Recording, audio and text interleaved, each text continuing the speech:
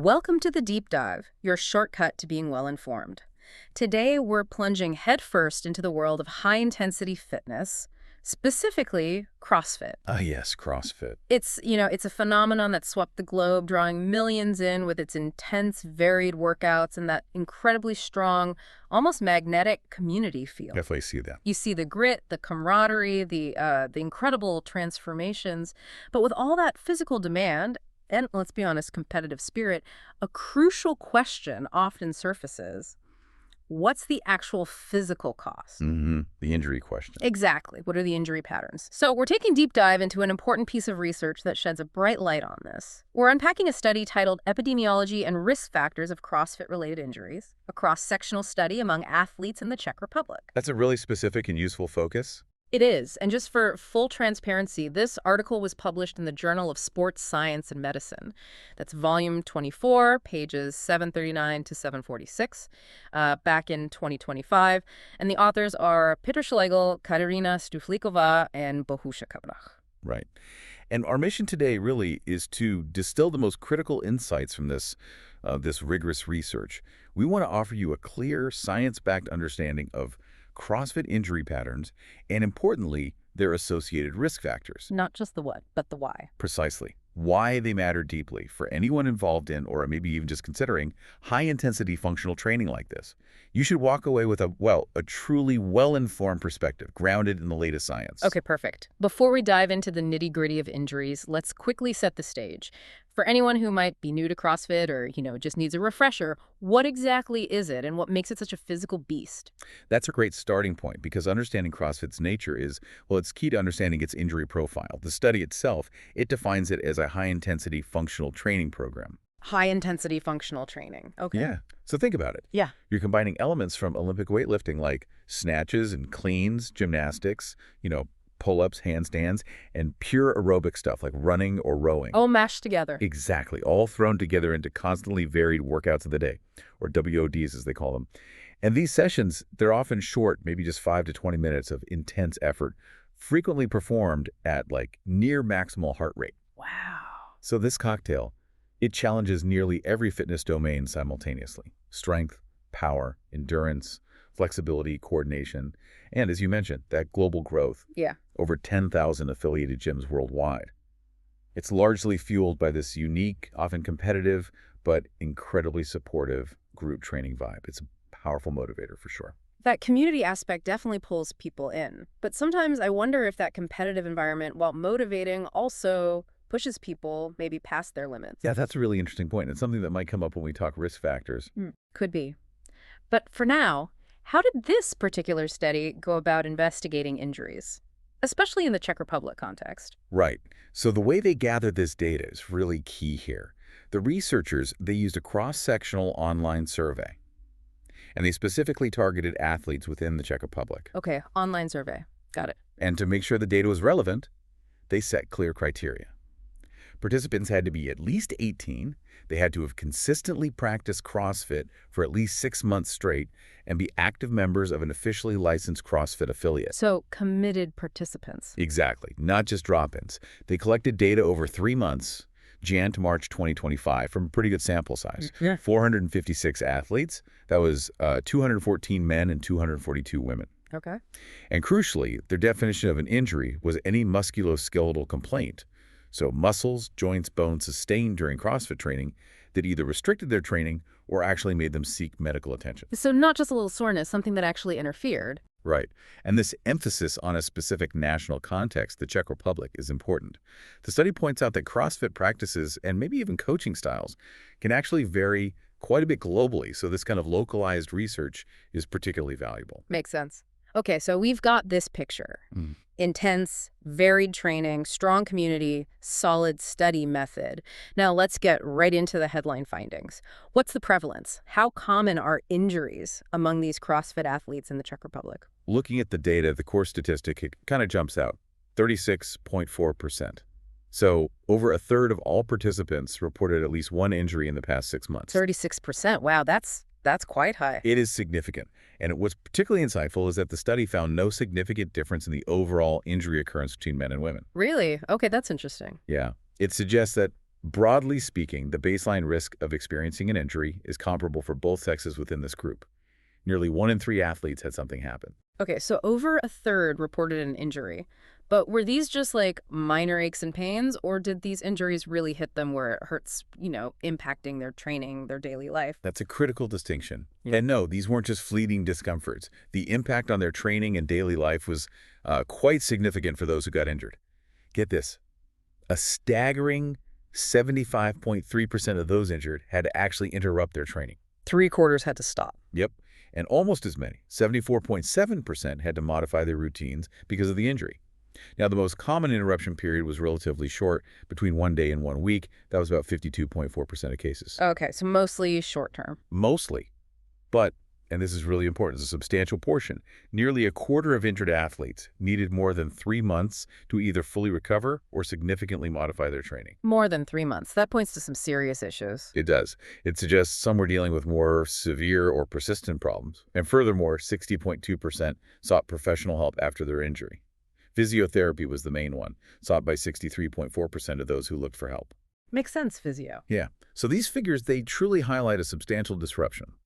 It affects training consistency, overall well-being, and it really underscores how pressing the need for effective prevention is. Those numbers really do put the impact into perspective. So if you're going to get injured doing CrossFit, based on this study, where are you most likely to feel it? What did they find about specific body parts? The study clearly pinpointed the top anatomical locations.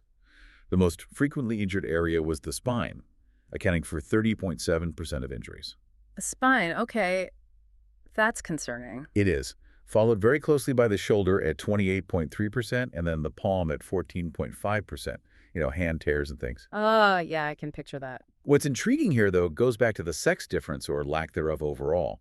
While overall injury occurrence was similar, women represented a greater proportion of injuries across most body regions. Wait, so overall risk was similar, but women had more injuries in specific spots. Kinda, yeah. It was especially noticeable for exercises like snatches and pull-up variations when it came to shoulder injuries specifically. The researchers, they suggest this might reflect differences in movement strategies, perhaps greater joint mobility in women, or maybe even hormonal fluctuations that could influence tissue resilience. Lots of potential factors there. Interesting. Spine, shoulder, palm, that makes a lot of sense given the movements involved. Speaking of which specific exercises were most frequently implicated in these injuries? I'm imagining, heavy deadlifts or those explosive overhead snatches, but what did this study actually pinpoint? You're definitely on the right track. The study identified several key movements as, let's say, high risk. Snatches accounted for 12.8% of injuries. Knew it. Box jumps were 10.9%, deadlifts 9.1%, cleans 7.9%, and pull-up variations also came in at 9.1%. And then squats, all types combined, made up 11.2%. So a real mix of lifting and gymnastics type stuff. Exactly. And if you group these insights, it's interesting. Olympic weightlifting exercises, so that's cleans, shoulders to overhead, snatches, collectively, they comprised approximately 23% of all reported injuries. Nearly a quarter just from Oli lifts. Yep. And similarly, exercises involving hanging, like pull-up variations, muscle-ups, toes to bar, they accounted for about 17.8%. Okay, so why these movements? What's the thinking there? Well, the biomechanical demands are just huge. That's a massive factor. For example, deadlifts and squats, they place significant anterior shear and compressive forces on the lumbar spine. That's your lower back. Right. And then overhead movements like snatches, plus dynamic bodyweight stuff like pull-ups, they demand really rapid shoulder stabilization under load. This stresses the rotator cuff and other shoulder structures, particularly if, say, your scapular control isn't great or technique breaks down when you get tired. Fatigue is definitely a factor in CrossFit WODs. Absolutely. Yeah. Technique often degrades under fatigue, increasing risk. So beyond where the injuries hit and what exercises were involved, what type of injuries were athletes typically experiencing? Was it mostly sudden, dramatic accidents or something else? This is a really crucial detail, actually. The study found that overuse injuries were by far the most common. They accounted for nearly half of all cases at 49.2%. Half were overuse. Wow. Yeah. That's probably not surprising to anyone who's ever done a WOD with like 100 pull-ups or something. Yeah. High volume repetitive movements. True. It's a significant finding because it suggests it's the high repetition, high intensity sessions accumulating microtrauma over time rather than, sudden acute incidents being the main driver. So it's the grind, not just the snap. Pretty much. Other prevalent types included skin-related injuries, think ripped hands from pull-ups, that was 9.6%, muscle or tendon tears were 8.4%, and joint dislocations 7.9%. Fractures, interestingly, were the least common, only 2.8%. Okay, so it's often that relentless grinding, not necessarily the single dramatic moment, that takes its toll. That's a powerful insight. Now let's shift gears slightly to who is most at risk.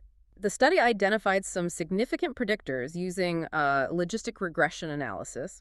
Who seems more susceptible to injury in CrossFit based on this data? Right, the logistic regression. And what's truly fascinating here is that it highlighted several key predictors, and honestly, some might surprise you. First off, age. It emerged as a significant protective factor. Wait, protective? So older athletes were less likely to get injured? Exactly. Injured athletes were, on average, younger, about 30.8 years, compared to uninjured athletes who averaged 33.1 years. The analysis confirmed that increasing age was associated with a slightly lower likelihood of sustaining an injury. Huh. Why do you think that is? Well, the thinking is perhaps younger athletes might have that go-harder mentality, maybe pushing past technical limits or skipping recovery. Yeah, maybe less tuned into their bodies. Could be. Or maybe their body's tissues haven't fully adapted yet to the really high demands of CrossFit compared to more seasoned individuals who have built up resilience over time. That youthful aggression, while a strength, can also be a vulnerability here. Okay, age is protective. What else? Second, the study found that injured athletes did report a higher weekly training volume, on average 5.9 hours per week compared to 5.3 hours for uninjured folks. So training more hours equals more risk. Well, intuitively, yes. Higher volume, especially without enough recovery, seems like it would increase risk. However, it's important to clarify this. Weekly training hours, as a continuous variable, were not actually a statistically significant predictor of injury in the final logistic regression model they ran. Okay. So there was a difference, but it wasn't statistically significant in the final model. Correct. It's suggestive, but didn't meet that statistical threshold in this specific analysis. Third, competitive participation did emerge as a significant factor.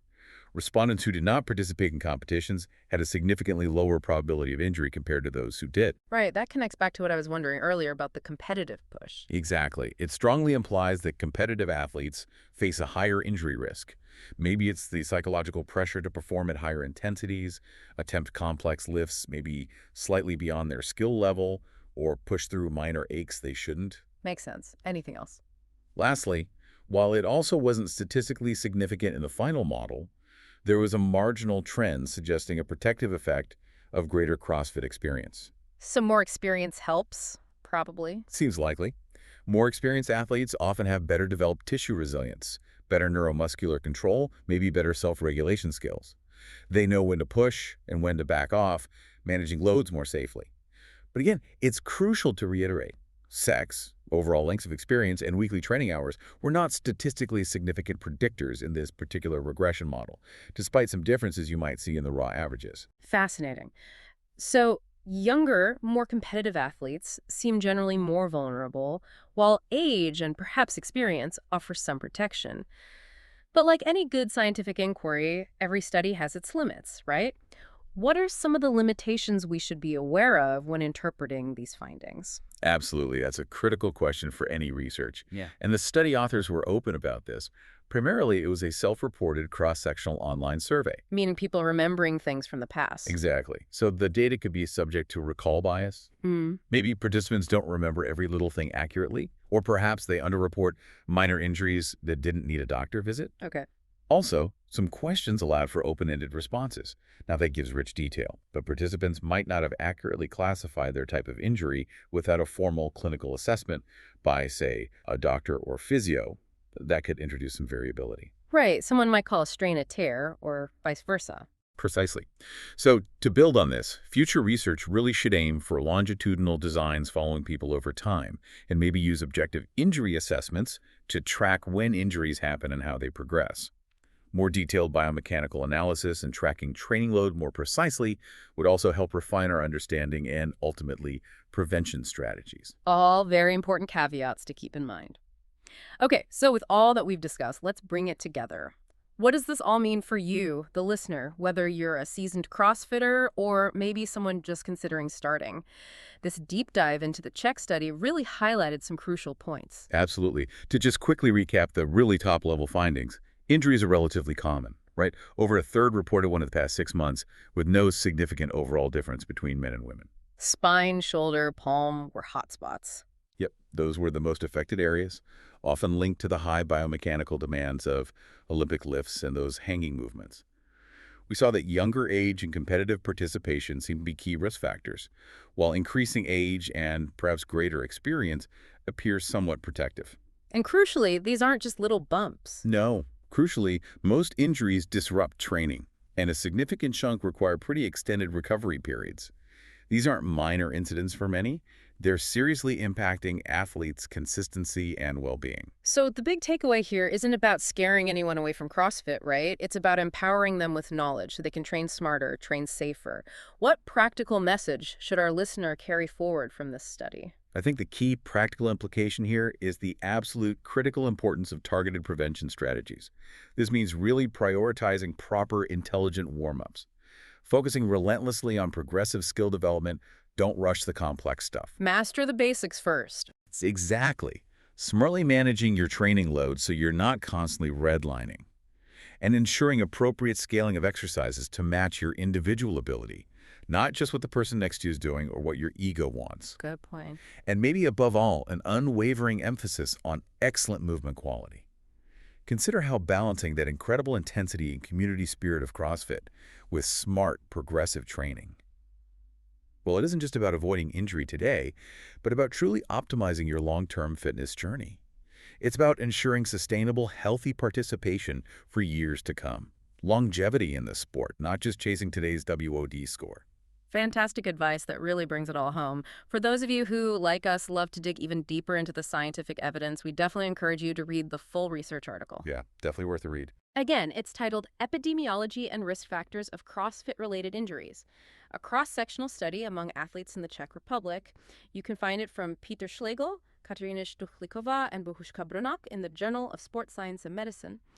And of course, if you found this deep dive valuable, please make sure to follow our channel and turn on notifications so you don't miss our next exploration into fascinating